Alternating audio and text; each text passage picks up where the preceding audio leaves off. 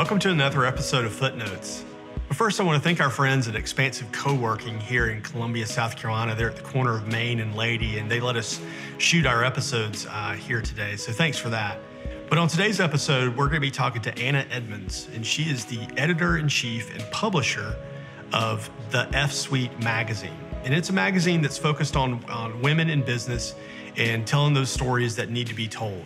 And we have a great conversation about a lot of things. We talk about what it's like for women in business, but one of the things that I really got out of this, and I think that this is important for people who are watching this, but we talk about some serious things that people go through when they think about they're not qualified or they're not able, but it's really not true. So stay tuned and check this out. Anna, thanks for joining us here on Footnotes. And we've got Anna Edmonds here, who's the managing editor and the publisher of the FSuite magazine. And Anna, I know you and I have had a couple of conversations leading up to this, and I thought it was just really interesting as to why you started what you did with the magazine. So why don't we just start there with, what is the FSuite? Where did it come from? And how did you get there? Okay.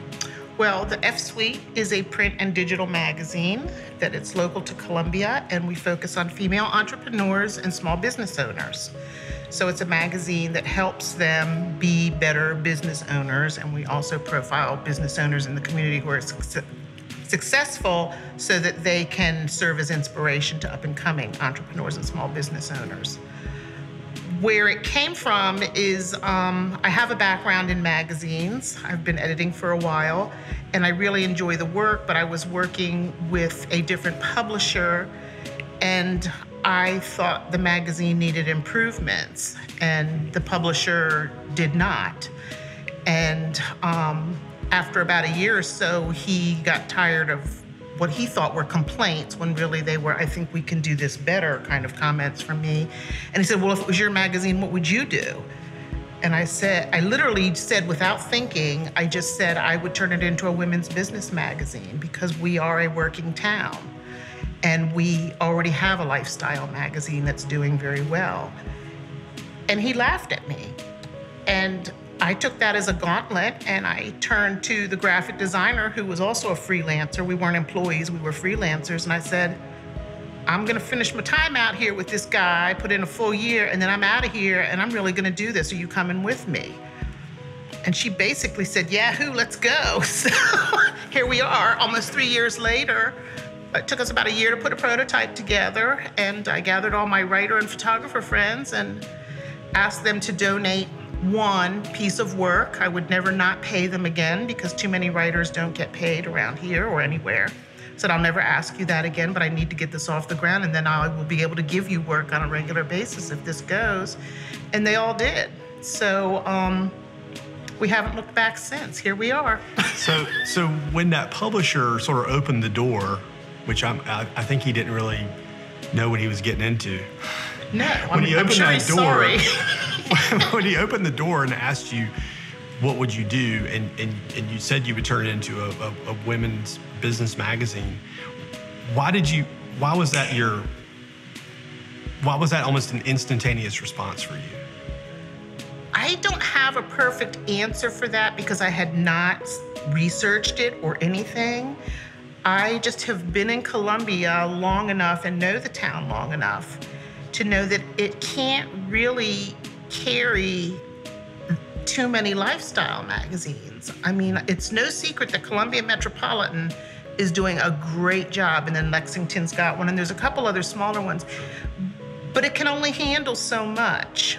There's not that much lifestyle in Columbia to go around. And I don't say that as a criticism. I knew we're not a resort town, we're not a beach town, we're not New York, we're Columbia. And we're lawyers and we're professors. What's there to say? But I knew that we were a working town, and the advertisers he was seeking, he was looking, for these high-end dress shops and everything. I'm like, but we don't shop like that here. We shop at Kohl's. Yes, there's a small segment of our society that shops in these higher end up Divine Street, and no criticism to that either, but we are a working town. We don't make $200,000, $300,000, $400,000, $100,000 a year. We're lucky if we make $80,000 a year around here. It's a working town, and you need a working magazine. That was my thinking. And why wouldn't I do it for women? They're more fun. They're more interesting in that way, in that respect. But it sounds like you knew that that they needed a focus though. And so with your focus on women and then in business, I mean, what were the stories that you knew were out there that needed to be told? Quite honestly, I didn't know that they were out there. As soon as it came out of my mouth and I knew I was going down that road, it was not going to be for entrepreneurs and small business owners. It was going to be just strictly a women's business magazine.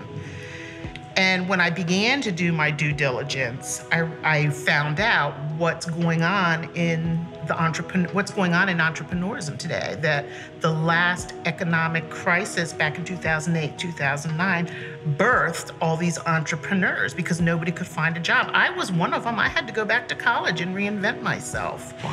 Wow. Which is a whole different story. But the biggest winners out of all that were the women. Women have to find a way to make money. They have children to feed.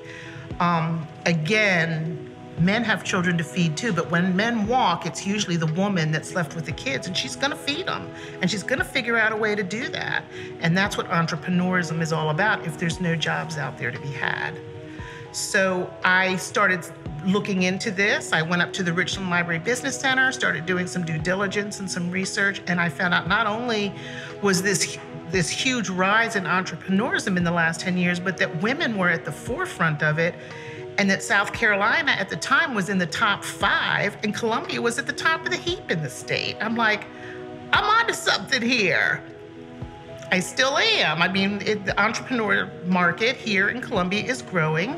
Greenville is another hotbed. I'm the only magazine in the country doing this, the only. And I didn't know that until my business mentor told me that. He couldn't believe it. And he started researching. He said, you're the only person targeting micro and small business owners who are women. How does it feel to be the only one? Lonely, but good. I mean, it's quite a coup because I just stumbled upon it. Mm-hmm. I'll be quite honest, I have another magazine that I stumbled upon that I'm not ready to put out there yet, but it will be even bigger. It reaches a bigger market than women entrepreneurs and small business owners. It's just, I'm not gonna call it a gift. I think when you find where you're supposed to be in life, these things happen, and doors open, ideas flourish, and the people around you inspire you, and all of a sudden you realize, oh my gosh, that's genius. So I can't wait to tell everybody what it is. A few people know what it is, but it's even more exciting than the FSuite. Okay. Well, I really look forward to hearing about that, because I know you and I have had other conversations, like I said, leading up to this and more of your background. But something that you and I were talking about leading up to this is, you were sharing some of your own stories in business and how things have gone well and how they've gone not well. But one of the things you brought up to me was that you've seen this in your life, but you think that it's a thread out there in the world of work, especially as it relates to women, but sort of the impostor syndrome. Oh gosh. What does that mean? What is it? And what do you do about it? How long do we have to talk about this? Impostor syndrome, which everybody suffers from at some level for maybe a minute or an hour or a lifetime. We all experience it. And it's the sensation or the feeling that you are putting on an act that you're not really who you are or what people think you are. So I, in my position, am a publisher and a managing editor, which means I'm a professional writer, I'm a journalist. But there's times when I feel like I'm just starting out and I don't even know what I'm talking about. I have a proofreader who proofs everything that I've already edited, and I hired her for that reason. But she comes back with so many corrections that it makes me doubt myself. But I know in my head, when I dissect the whole thing, That's not the kind of editor I am. There's different kinds of editors. I'm the big picture editor. It's called substantive editing, where I can move the parts of the essay or the article around. I can have the writer focus more. It doesn't mean I don't know grammar and punctuation, and so I know all that, but I'm so busy reading the text and making sure that the reader can follow it correctly, that those other smaller pieces of it are not important to me, which is why I had to hire a proofreader. Too many mistakes were going out. Mm-hmm. So I feel like an imposter as an editor, but I know in my head that I'm not. I'm an amazing editor. My writers tell me that they love working for me because I'm more of a writing coach. Most editors redline what they don't want. It's just out, and then they change it and fix it. That will never happen with me. I send my writers back after I've gone through it with suggestions in the margin. What about this? Or why did you do that? Or I tell them why I want them to change it or why I moved this so that they can get the feedback. Even to professional writers, I do that. And more than one has come back and said, oh my gosh, this is like having a private writing lesson with you. So I know I'm good at what I do, and I put together an amazing product, so I've been told. I'm pretty proud of it. But I still, if I were to walk into a room, let's say a conference of editors, I would feel very inadequate. And I don't know what you do about it except to quit believing the lies in your head. You know what you are. People have told you what you are. You've proven what you are. But those voices are nothing but lies that you keep telling yourself. They're not true. Do you think that holds people back? Yes. People like me who recognize it only sink down into the syndrome temporarily. They know to call a friend and cry over the phone, I'm feeling really bad about this, or whatever it is, or they recognize it very quickly. Some people hire a coach, personal coach or whatever. They seek a counselor. There's ways to get through that. Or maybe your spouse is really good, or there's ways to get around that. But I think that people suffer from that much like they do depression. It's a hidden thing that nobody wants to talk about. So we address it all the time in the magazine. I've written an article on it. Somebody else wrote one about it. A lot of people poo-poo it. I see it on social media. Let's quit calling imposter syndrome what it is and just giddy up, let's go. And I'm like, you have to learn how to overcome that. And because I suffer from it so badly myself, I'm more than willing to help others tread over that too.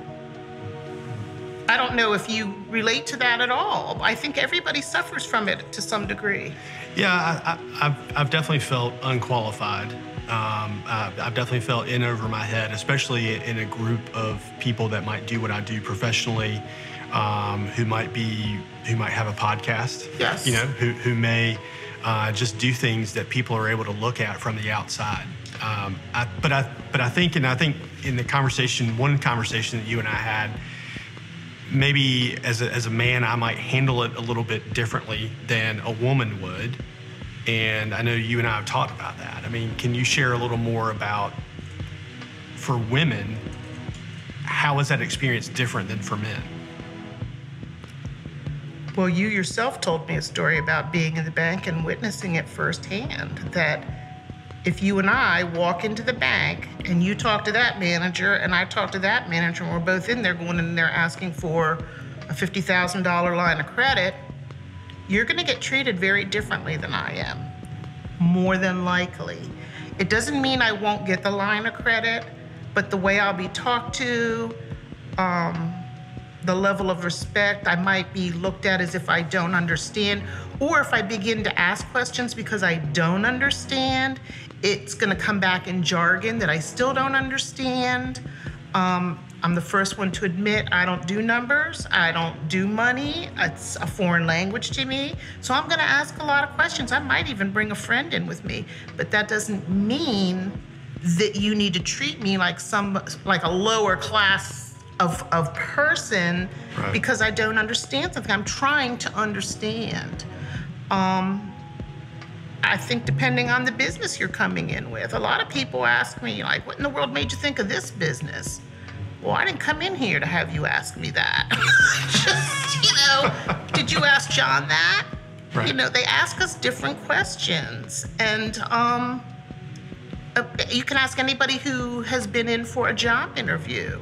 A woman who has kids at home or just got married, are you planning on having kids? Those questions still get asked. That's craziness that they don't ask you those things, right? Yes. Yeah, I've never been asked about how many children I'm planning to have. Or that you do have. Are you carpool guy? Are you the one called when the kid is sick? Nobody asks you those questions. I mean, and we may run out of batteries for this, but why do you think that happens? I mean, what's your take on this? After years of experience in the business world, different careers, good times, bad times, recessions. I mean, why are we still there in 2021? I think women have taken two routes to fight against that. Because first of all, it's a culture thing. I grew up in a family with 3 girls and 2 boys, and we did the kitchen chores and the boys did the mowing of the lawn. I mean, it's just kind of a cultural thing. So that's the way it goes. And so I had a dad that thought like that. And so now my brothers think like that. They still do. I love you guys if you're watching this. But the women, to combat that since the 70s, when like women's lib and all this feminism kind of took hold or was trying to take hold, they either went about it very meekly, they went out into the workforce, but they still took all that culture with them. Like, Anna, can you, we're having a meeting, can you be the one to make the coffee, or can you take the notes? Take your own damn notes. That's what I would say to somebody today, or make your own coffee. But they didn't know to say that.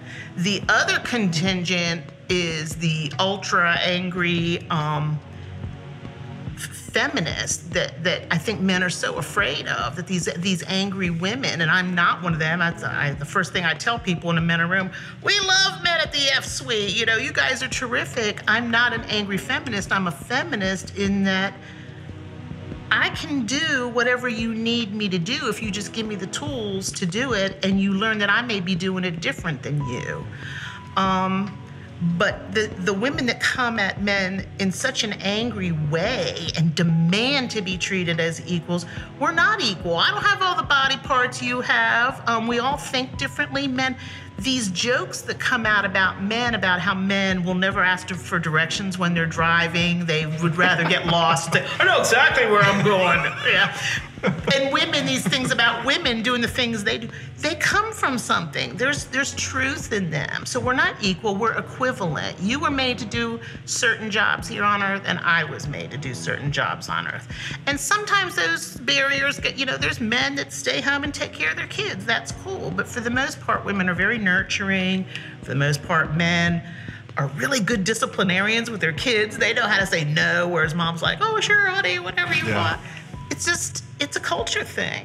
I don't know how we fix it. I'm trying in my little corner to even the playing field. So let's talk about that. I mean, when you're in, your corner, in your lane, you're at the FSuite, how are you trying to level the playing field? How do you use a magazine to do what seems like can't be done?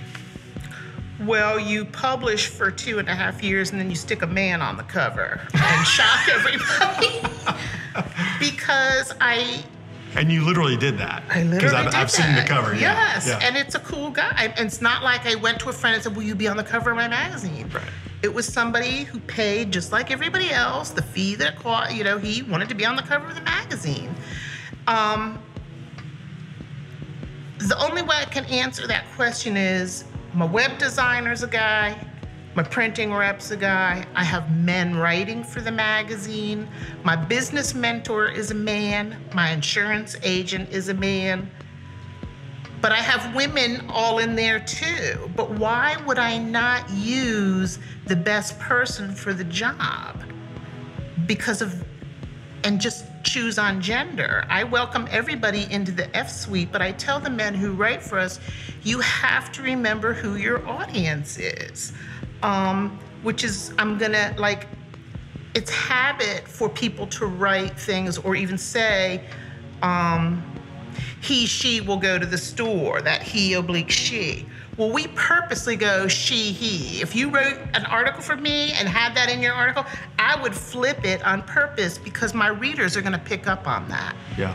If there's examples about things, you know, oh, once I knew a banker, that banker would be a she in your article. I'm gonna change it to that because my readers deserve to be hearing about women. Now, if you're telling a real life story with a name attached to it, I'm not gonna change it. But I think generally the dialogue has to be geared toward women because I do have men readers, but surely the bulk of them are women and they deserve to know that they're being talked to from somebody who understands. Yeah. Well, I think it just relates back to business of knowing your customer, if you will, and knowing your audience. Yes. And like you said, you've been working for years to develop an audience. Yes. So we're not on a magazine right now. We're on a video, and it's going to be released in a podcast. I mean, what are some messages that you want to make sure that your audience hears? I mean, as the publisher, you're in charge. You have a say. You're the managing editor. You determine all the content. I mean, what are some messages that you would like your audience to hear? I think the biggest message that I want my audience to hear is what the mission of the magazine actually is. And I purposely don't memorize it word for word because it never sounds authentic coming out that way. You sound like a Robotron. But the mission of my magazine is to help these women business owners run their businesses intelligently and in a healthy way and grow it to be something stronger and bigger. Because then they can step out and become leaders in the business community. And then they eventually, because women are doers, go out into the larger community and make an impact there. I firmly believe that men in general tend to throw money at problems, and we love that. Men are very generous tippers, women are notoriously not, but women are doers. I mean, a woman will get 5 things done in the time it takes you to remember you got 1 chore to do. So I know that these women, once they understand the concept that you, as a successful business owner, have an obligation to give back to the community that made you successful. So find something that you can donate or offer your resources, money or time to, and improve your community. That's the biggest message. That's why I exist. That's why, not I exist, that's why the magazine exists.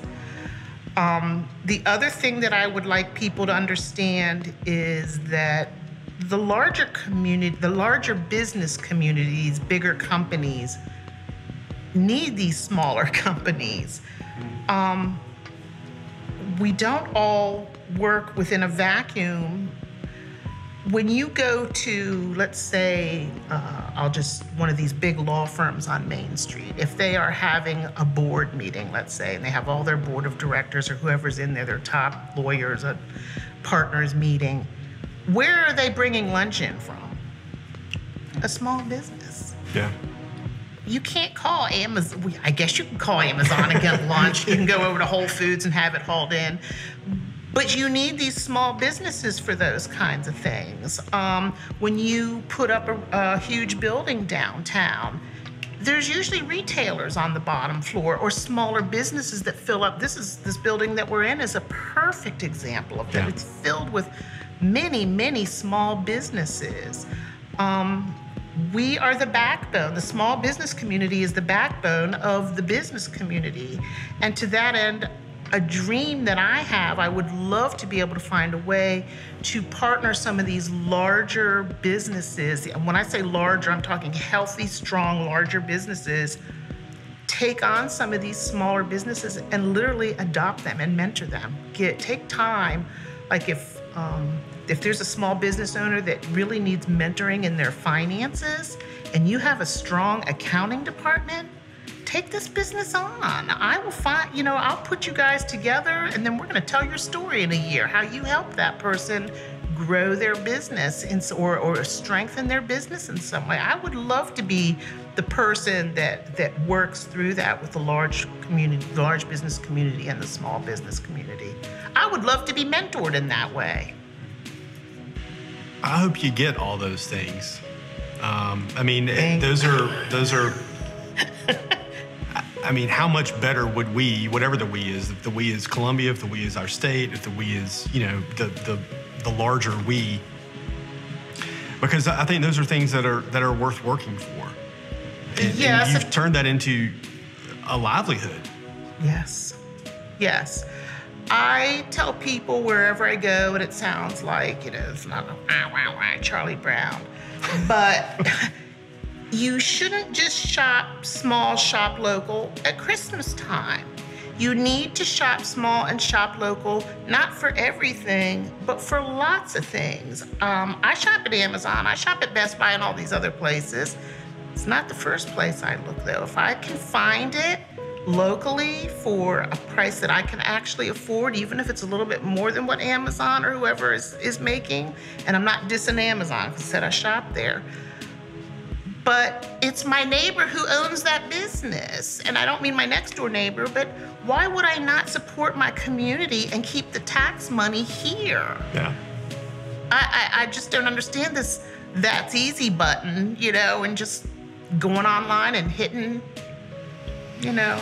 Yeah, I know. We definitely need to multiply that attitude by, you know, a couple 100,000, and it would be really interesting to see what happened there. I have an interest in small business also in my day job, and we see that all the time, you know. And I think it does come down to, you know, on one hand, you need to make it easy to do business with you, and when you're this multi-billion dollar company, you know, you can afford the technology, and it works, and it's good, But you can begin in such easy places, like, especially if you're a business owner, go to the smaller bank. You don't have to go to these big, huge national banks.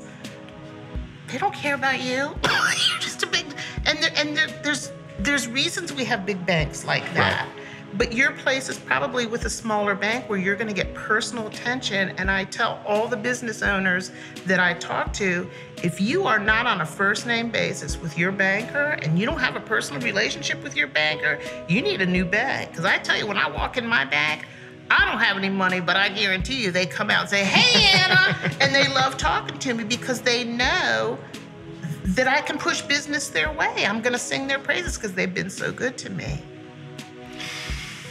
Well, Anna, you know, we've been in a lot of places, sure. And I've really loved this conversation, and I think there's several, you know, footnotes out there. I mean, what you were saying about imposter syndrome and about believing lies, I think a lot of people need to hear that. I think, you know, when you talk about the mission of what you're trying to do through a magazine, that I think a lot of people wouldn't naturally connect that, but you're trying to grow a community. And it's not just a community within your audience, your immediate audience, that's part of a broader community. And I think that a lot of times in the world of work, we can get so focused on what we're doing for that one group that we don't think about how that affects so many other people downstream. And then, you know, just your words on you know, it takes a little more effort. It's maybe a slightly less convenient, might even cost you a buck or two. But about trying to remember that someone there had a dream, took a risk, wants to serve you. They're just in a smaller company. Yes. And they might not have a great app that's sitting on your phone that has a buy now button. Right, which is also one of the reasons we do these business owner profile stories, because if I were to go in and interview you and do a 2-page spread on you, we're gonna have a conversation like we're having now. That's how the interview is going to come off. And so someone reading that article is going to say, "Oh, I've been in his office before or his business before. Now I know who he is. I'm going to say," you know, they can have a conversation with you now. They feel like they know you. We have these preconceived or no idea about these businesses, but when you hear the backstory, what it took to get there, the hurdles they had to overcome, the sacrifices they had to make, the genius behind it sometimes, that it's a family business. I'm shocked at how many of these businesses I run into are women owned. I'm like, oh, a woman owns this? You know, Man Tools is a perfect example. Nobody knows that Man Tools is, MANN. That's a woman owned business. It's amazing. And in a very male dominated industry. Just interesting stuff. So people always want to go in and meet her now. Well, Anna, how can people, if they've got stories that they think you should know about that maybe you can use in your magazine, how can people find you? Our website is thefsuite.com, THEFSUITE.com. You can email me at anna@thefsuite.com. There are magazines all over town. You can go to the website and see where there's one distributed. We're happy to tell your story. I would love to talk to anybody who calls me or emails me about it. Thank you for what you've done, and thank you for what you're doing, and for just being willing to just talk about it. I think a lot of people need to hear this. Well, thank you. Thanks for having me, really.